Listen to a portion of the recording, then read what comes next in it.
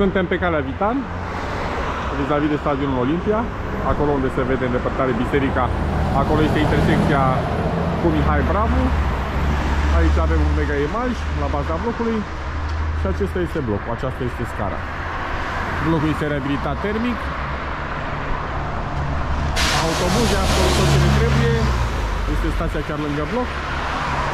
Iar acolo în față, chiar după curbă, este Oșan.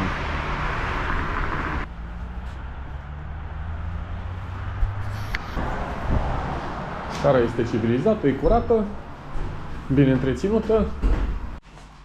Liftul. Și am ajuns în etajul 8. Așa se prezintă scara, cu câte două apartamente cu două camere pe capăt, o garsonieră pe mijloc. Și aici iarăși două apartamente. Apartamentul 108 este apartamentul nostru. Cum intrăm? Avem în față bucătăria, care are mobilier nou, gresie nouă, faianță un pic mai veche, dar e puțină și se poate schimba. Cu vedere către parcare, e o zonă verde. Și pe partea aceasta frigidă. Aici la bucătărie avem o debara, o cămară, pe care o putem folosi pentru depozitat sau putem demola să facem un dressing cu două uși. Aici iarăși avem o debara mai adâncă, mai mare. Este pe toată lungimea băii. Mai sunt proprietari care au modificat, pentru că peretele ăsta e din BCA.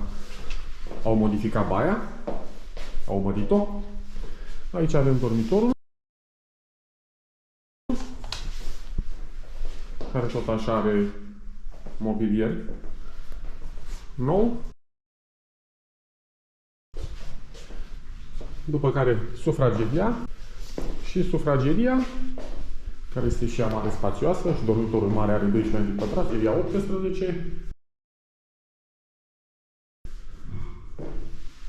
Cu balconul. Balconul e închis, blocul e reabilitat termic. Peste tot avem termopane.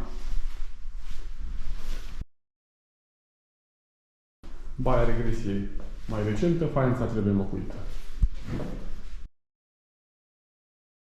De comandat.